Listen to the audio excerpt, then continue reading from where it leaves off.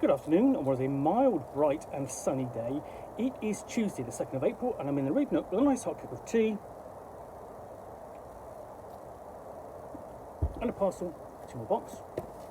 And what I have in here is a copy of Butter by Asako Yuzuki. It's an international bestseller, signed by the author. Let's just check. Yes, it is. That's quite an interesting signature plate there.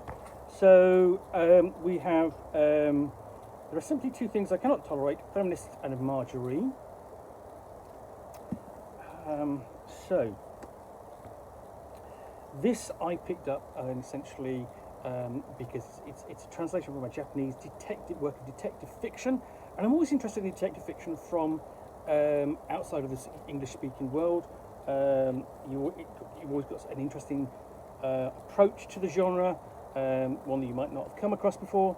So gourmet cook Manoko Kajai sits in the Tokyo detention house, convicted of the serial killers of lonely businessmen, who she is said to have seduced with her delicious home cooking.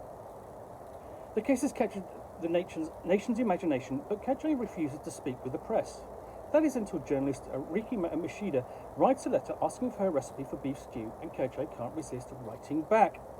Rika, the only woman in her news office, works late each night, rarely cooking more than ramen. As the visits unfold between her and Kajai, they seem closer to a masterclass in food than journalistic research. Rika hopes this gastronomic exchange will help soften the steely Kajai, but it seems that Rika might be the one changing. With each meal she eats, something is awakening in her body. Might she and Kajai have more in common than she once thought? A runaway international bestseller inspired by the real case of the con woman known as the Konakatsu killer. Asako Yuzuki's Butter, translated by Polly Barton, is a vivid, unsettling expression of misogyny, obsession, romance, and the traditional pleasures of food in Japan. So, yeah, we've got a picture and inside cover blurb. So it's fairly straightforward. I don't think there's anything that's going to really stand out. It's essentially what's in the book.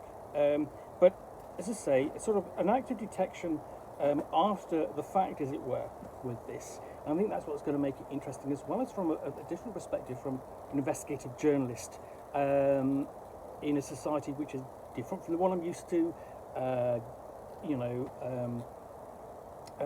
Has different attitudes towards the genders and so on. If you see what I mean, basically, the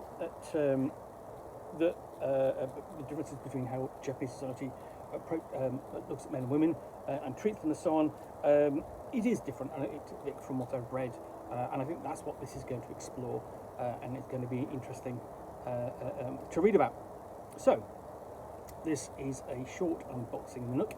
If you've enjoyed this one, then please do click on the like button down below. And of course, if you've got any comments or feedback, I do appreciate you taking the time to post those. And lastly, if you want to be alerted to get more unboxings of the Nook, where you will see me out here with a box containing a book or game, in this case a novel, which I will unbox and chat about to the best extent of my knowledge for roughly 10 minutes or so, all of course accompanied by a nice hot cup of tea.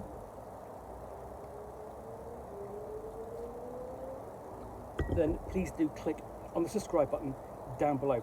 Thanks again for watching another unboxing look. I will be back again soon with another one. Bye for now.